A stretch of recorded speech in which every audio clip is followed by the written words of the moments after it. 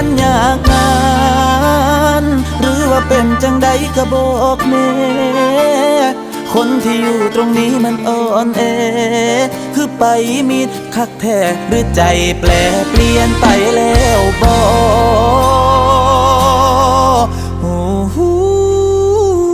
กับคนที่มันคิดหอดนั้นคือไตทั่วอยู่ในหัวมันมี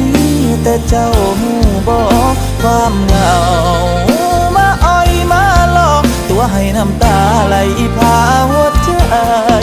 ได้อยู่น้ำกันกับพ่อใครแน่แต่ยอมแพ้ให้ความห่างไกลตอบกลับแน่เด้อก่อนคนทางนี้ขาดใจย้อนคิดฮอดหลายลีตอบกลับแน่เด้อก่อนคนทางนี้ขาดใจย้อนคิดฮอดหลาย